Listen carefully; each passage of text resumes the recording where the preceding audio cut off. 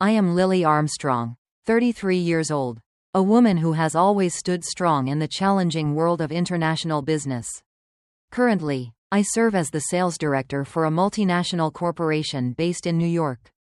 To me, work is not something simple or easy. I have poured all my energy and time into my career, continuously asserting myself in a competitive and demanding environment. I am proud of what I have achieved, but I can't deny the difficulties I face each day. But work is not everything in life.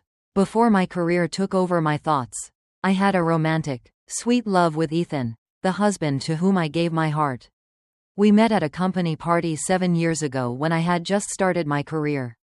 He was a handsome, confident man with intelligence I had never encountered before. The first time we spoke, I felt a special connection, as if we had known each other forever. And everything around us faded away. He was a successful businessman, running a subsidiary of the corporation where I worked. We fell in love at first sight, and not long after, he proposed to me. Our life was filled with love and sweetness. The first months of our marriage were like a dream. Every morning, I woke up to find Ethan beside me, and in the evenings, we spent time together, enjoying romantic dinners or short getaways. I believed we would always be together, facing all the challenges life had to offer. But life after marriage is not always a fairy tale. After we got married, we gradually realized that each of us had our own career, and personal ambitions started to pull us apart. I, with a job that demanded a lot of time and energy, constantly had to attend tense meetings and go on long business trips. Ethan, too, was equally busy, running his own company and facing significant work pressure. At first, I thought that short phone calls between trips, the daily check-ins, would be enough to sustain our love and relationship. But over time, I noticed that the time we spent together was becoming less and less. And our conversations no longer lasted as long as before. We were both tired after each workday and lacked the energy to truly connect. We no longer had those long evenings sitting together watching movies or taking walks in the park like we did when we were first in love. Everything started to pass by quickly, and I felt as though I was no longer a priority in Ethan's life. He was no longer the man I once admired and loved with all my heart. His late nights coming home with no clear explanations slowly made me feel like we were living in two different worlds. We no longer had intimate conversations, no longer shared our struggles or dreams. Instead, our talks revolved mainly around work, projects, and numbers, things I knew were not what made us happy. Yet, despite all of this, our careers still came first, and we forgot that we needed to spend time with each other. Looking back, I realized that our love had changed, not because of a lack of care, but because we didn't know how to balance love and work. Our marriage was no longer the union of two people who loved each other unconditionally, but rather, a partnership between two people with shared professional goals but lacking true emotional connection. Still, deep down, I believed our love would overcome all obstacles, that everything would be fine if we could find the sweet moments and the connection we once had. But what I never expected was the appearance of outside factors, things I could never have imagined. And that's when I would learn that love is not always a beautiful story. Sometimes it's just a wound that's hard to heal, one you can't avoid. My life has always revolved around work. It's a choice I made long ago, and I take pride in the career I have built. The multinational company I work for as a sales director demands much of my time and effort, not only to maintain but also to grow business relationships, travel for work, attend high-stakes meetings, and face constant competition, while I dedicate myself entirely to work. Ethan, my husband, is no different. He's a talented entrepreneur, running a subsidiary of the conglomerate I work for, and sometimes it feels like we live in separate worlds. We still love each other, but that love doesn't seem enough to make up for the lack of closeness. Both of us are busy, and work is always the top priority. Occasionally, we have dinners together, but it's rare, as each of us has commitments and work plans that can't be postponed. Ethan seems to have grown used to me being away on long business trips, and I have no reason to doubt his loyalty. After all, in my heart, we are still a happy couple, at least. I thought so, until the unexpected started to happen. One person I often encountered at work is Chloe Davis, My secretary. She's a beautiful, energetic girl who is always diligent in her work. She quickly made an impression on me with her professionalism and enthusiasm. I entrusted Chloe with several important tasks, and she always handled them well. Chloe seemed to respect me, and I never thought twice about the relationship between her and Ethan. They sometimes had to attend meetings together, collaborate on projects, and share lunch with business partners. I always thought it was part of the job, nothing unusual. Ethan and Chloe traveling together on business wasn't anything strange. During every long trip, they would have important meetings about the company's development strategy. Besides, they were colleagues, and I couldn't exactly ask them not to work together. Though sometimes I found it a bit odd that Ethan and Chloe would have lunch alone or have private conversations more frequently in the office. I thought it was just normal work-related exchanges. I didn't suspect anything until one day, when I decided to return early from a long business trip in Chicago. I wanted to surprise Ethan, thinking that perhaps we could have a cozy dinner at home to make up for the time we had been apart. But I never expected the shock I was about to face when I arrived at the hotel where Ethan and Chloe were staying. I didn't think I'd witness what I saw. I stood in the hallway for a moment, wondering if I could be mistaken. But then I saw them, Ethan and Chloe, together, hand in hand, walking out of a room in the hotel. The sight hit me like a cold splash of water. I couldn't believe my eyes. Ethan, the man I had given my heart to, was here with Chloe, and they couldn't hide their intimacy. At that moment, I stood frozen, unable to move. A wave of mixed emotions flooded over me: shock, pain, disappointment, and a feeling like everything was crumbling in an instant. I didn't know what to do, didn't know how to face them. I thought I had misunderstood, but every step they took confirmed the truth I didn't want to believe. I turned and walked out, unable to face them right then.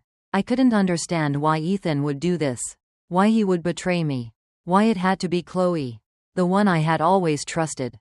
In that moment, I didn't know what to feel except pain. I had always been proud of our relationship, proud that we had built both a career and a life together. Yet now, everything was shattered, like a beautiful painting redrawn with dark colors. What I saw could no longer be denied.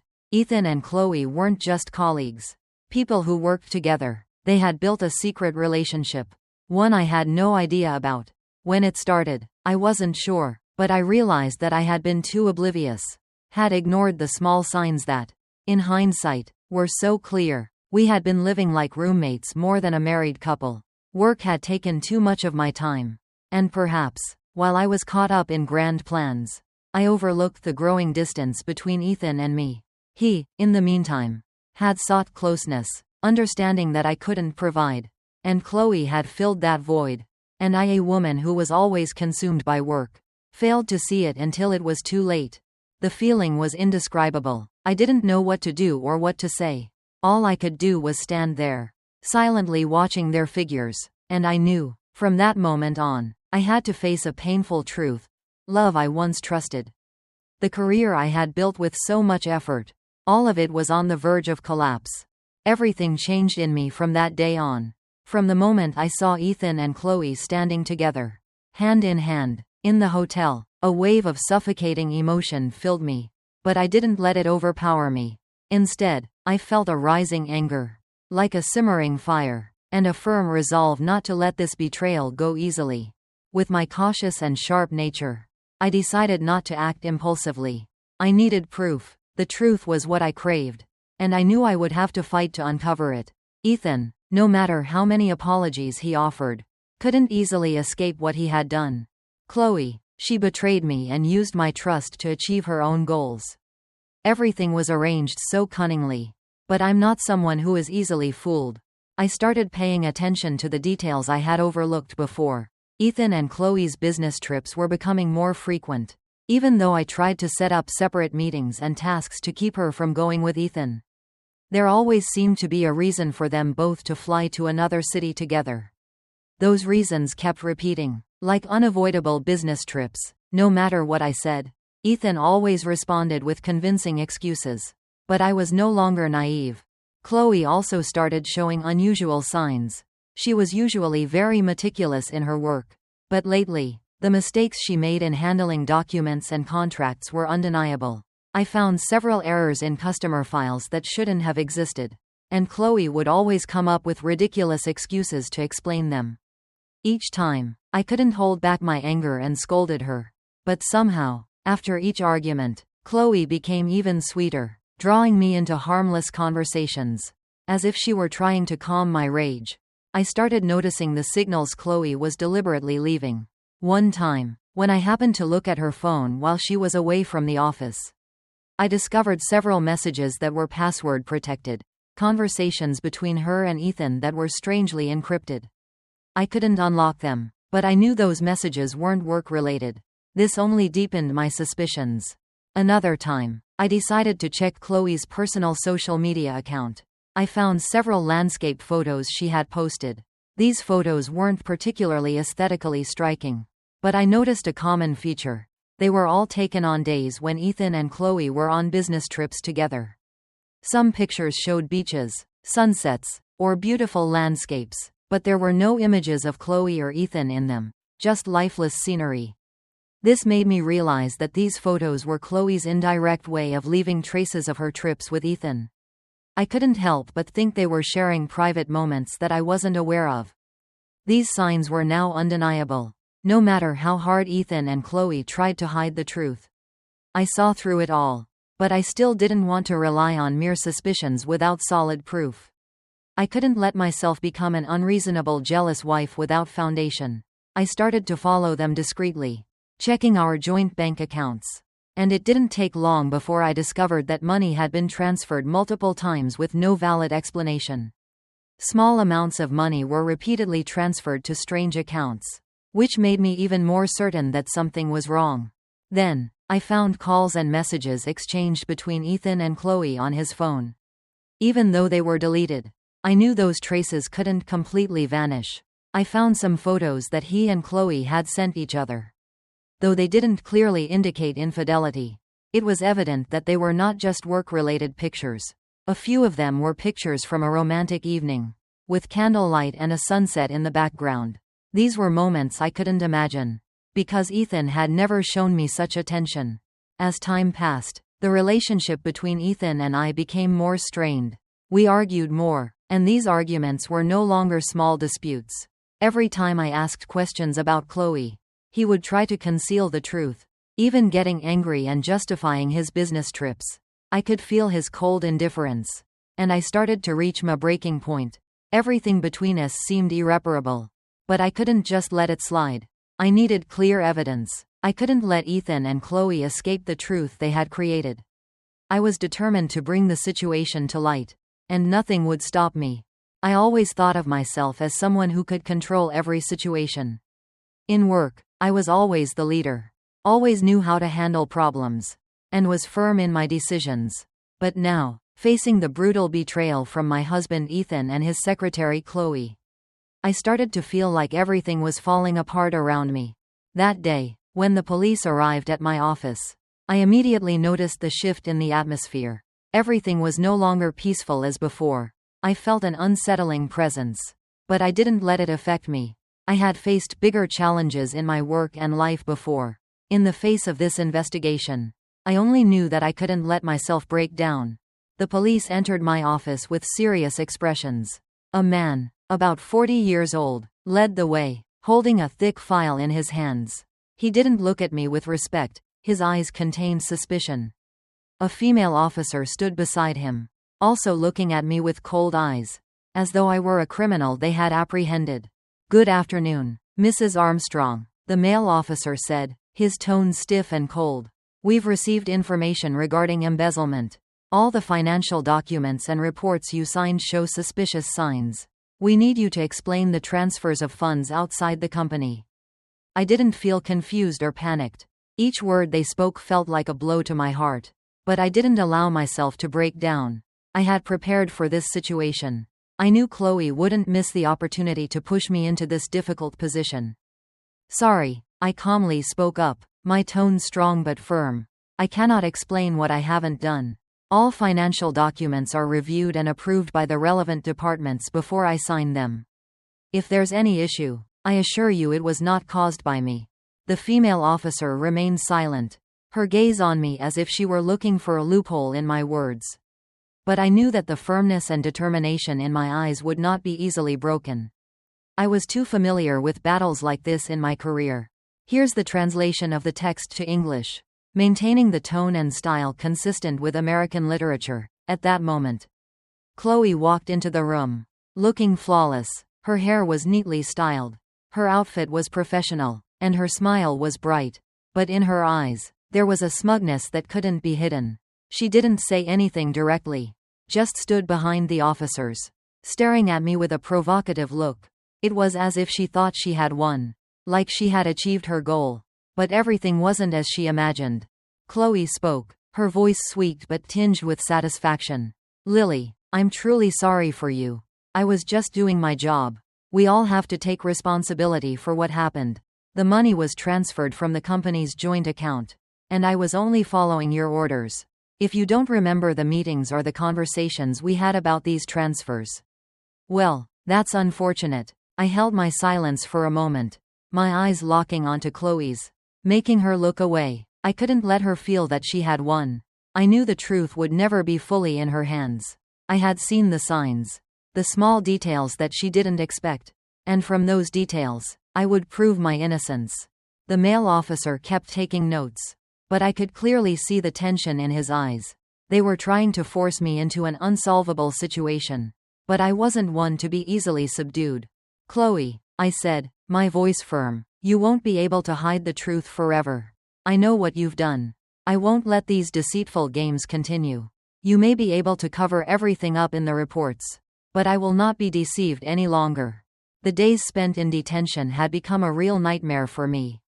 Not because of the lack of material things or the harshness of prison, but because of the loneliness, the betrayal that slowly weighed on my mind. When I was thrown into the cell, everything around me seemed to blur out, leaving only silence and chaotic thoughts. All the people I had trusted had turned their backs on me. Especially Ethan. When I was detained, I thought I would never see him again. But then one day, the door to my cell opened, and a man walked in. It was Ethan. He stood there, his eyes full of concern. But there was something distant, as if he was trying to keep a certain distance. The coldness in the way he looked at me made me feel like I was facing a stranger. "Ethan," I croaked, my voice rough from days of silence. "What are you doing here? Coming to say goodbye?" He stepped closer, but the hesitation in his movements made me feel like I couldn't reach him. He sat down on the chair, still keeping his distance, as if afraid of something. I had once thought that our love was unbreakable, but now, I couldn't see the man I had loved in him anymore. "Lily," his voice came softly but laden with exhaustion. I don't know where to start. Everything that's happened, I can't believe it's gone this far." I couldn't believe my ears. What was he saying? He didn't feel regret, didn't feel any shame, even in the face of my collapse. He still looked at me with that cold expression. I felt pain surge inside me, but I wouldn't allow myself to be weak in front of him. I had been through too much to be subdued by a man who had betrayed me. "You don't understand," I said, my voice turning sharp. "Don't you feel anything about what you've done? Everything I built, everything I sacrificed to keep us standing. And now you've thrown it all away for a petty affair with my secretary. Are you still the man I loved?" He remained silent for a long moment, then looked at me. His eyes seemed to freeze for a second, as if there was something in them that I couldn't see. But then he spoke, and his words hit me like a punch to the heart. "Lily, this can't be fixed. I think you should give up your position as CEO and take the compensation money. That's the only way to resolve this and keep you out of prison." His words felt like a slap to my face. I couldn't understand how he could say that so calmly. Could it be that everything, the love I had for him, the years we built together, was so worthless that he could throw it away just like that? "So, you want me to give up everything?" I asked, my voice trembling. "You want me to take all the blame while you're the one who destroyed everything? Just because you couldn't keep your promises to me? Because you couldn't be honest with me? Now you want me to kneel and take all the guilt?" He didn't answer immediately, just stared at me with empty eyes. I could sense the weariness, the panic in those eyes. But it wasn't enough to change anything. He wasn't the man I had trusted anymore. He was just a weak man, too afraid to face his own mistakes. "Lily," he said, not taking his eyes off me. "Don't do this to yourself. You could have had everything. But now you'll lose it all just because of your stubbornness." I laughed bitterly, a sense of despair rising in my chest. "You think I still care about all that material stuff? I once thought love and honesty were the most important things. But now I know that everything can change in an instant. I don't want anything. I just want justice. I can't live a life without honor." My gaze became sharper than ever, no longer holding any weakness or longing for comfort from him. I began to realize that all along, I was the one who had been wrong to place my trust in someone so untrustworthy. I had pampered Chloe, allowed her into our lives, not knowing she would be the one to stab me in the back. Ethan's betrayal wasn't just a shock, it was a costly lesson. A lesson about never placing absolute trust in anyone, even when they're the person you love the most. And in that moment, when Ethan stood before me, with no love or regret left in his eyes, I knew I wouldn't let him and Chloe win.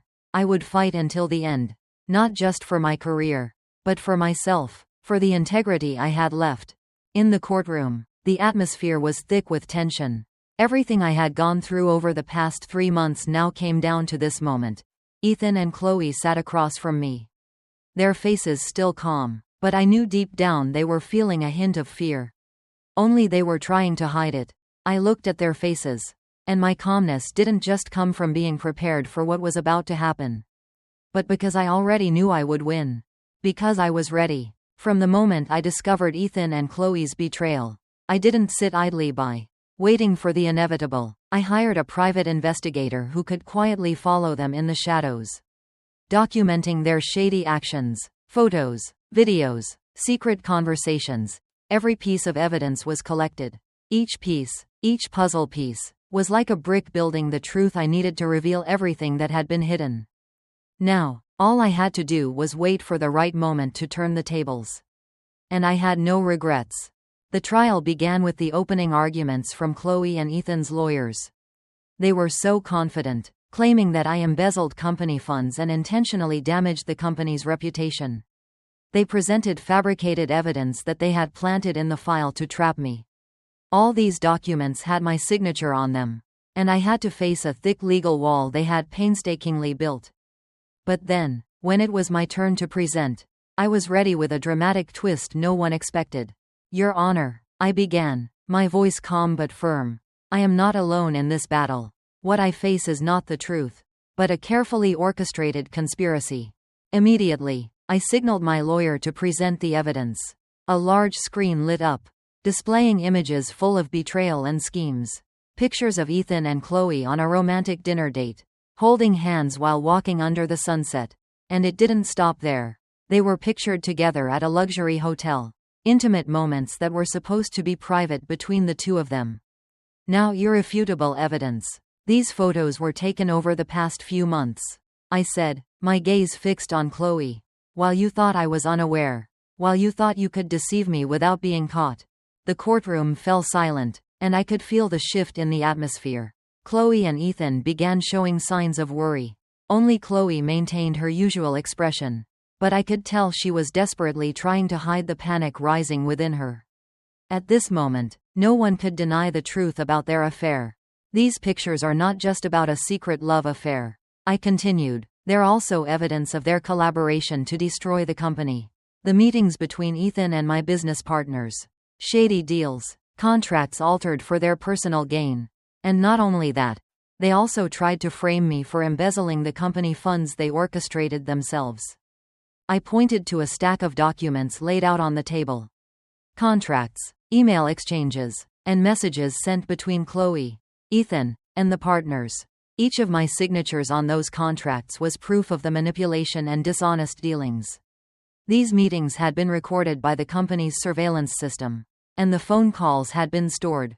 All of them involved Ethan and Chloe, who had exploited me and those around me. By this point, Chloe could no longer hide her fear. She began to fidget, trying to maintain an innocent look. But the clear evidence I presented couldn't be disputed. Chloe Davis, Ethan Armstrong, I said, my voice as cold as a knife. You didn't just betray me emotionally. But you betrayed the trust of everyone in this company. You tried to frame me to steal everything I had worked so hard for. But you were wrong, because justice always prevails, and the truth will always come to light."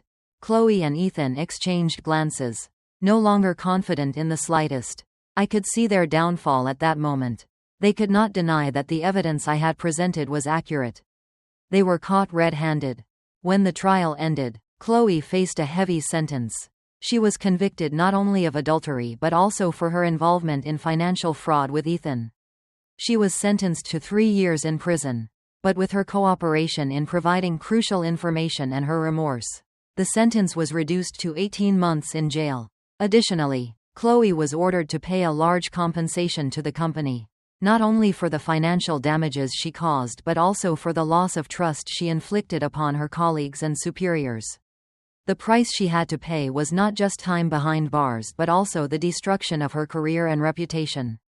As for Ethan, although he didn't serve jail time for his betrayal and plotting, he was convicted of embezzlement, financial fraud, and aiding Chloe's criminal activities. However, due to his cooperation in providing information and other mitigating factors, the court imposed a huge financial penalty on him. He was required to pay a massive sum to the company. Ethan was also banned from holding any management positions in the company or any other for the next 10 years. For him, his career and reputation were completely shattered. However, the most painful thing for Ethan wasn't the legal or financial punishments, but the sentence of his conscience that he had to live with for the rest of his life. In the days following the trial, he lived in solitude, with no friends, no family, and haunted by the wrongs he had committed. He could escape the law, but he couldn't escape the guilt, the shame, and the pain of seeing himself rejected by everyone. He had lost not only his career but also the values he once held dear. As for me, when everything was over, I stood tall. I not only reclaimed my honor and career but also emerged victorious in the fight for my dignity. Ethan and Chloe's betrayal couldn't break me. I proved that a woman could stand strong, even after being betrayed and hurt, and that I never had to sacrifice myself to protect those who didn't deserve it. After everything that happened, I had time to sit down, reflect, and realize one clear thing. In life, sometimes we chase goals that are out of reach, constantly trying to prove our worth, forgetting that there are simpler things that are more important: peace of mind, self-love, and most importantly, not letting anyone, no one, hurt us. Having lost things I once thought were solid, I now understand that success is not everything. The moments spent with family, the quiet time for myself, those are the truly valuable things. Waking up not rushing to meetings or deadlines, but simply to embrace a new day, calm and full of hope. I realized that sometimes, slowing down, living at a more peaceful pace, and taking care of myself are far more necessary. I've learned that while work and career are important, they are not everything. I no longer let them dictate every step I take. I no longer allow myself to sacrifice my personal happiness chasing goals beyond my control. My work is still important, and I love my job, but now I've learned to cherish the moments I live for myself. The moments that truly make me happy. I cannot forget the painful days, the feelings of betrayal, and the shocks from those I trusted. But rather than let them drag me down, I chose to rise and move forward, strong. Now, looking back, I can smile at what I've gone through because I didn't let those wounds define my life. In the end, I understand that life is full of people who will stay, and others who will have to leave. Not everyone deserves our trust and love, but the important thing is that I've learned to love myself and create a life I can be proud of. And that is true success, not from the outside, but from what I've found within my heart.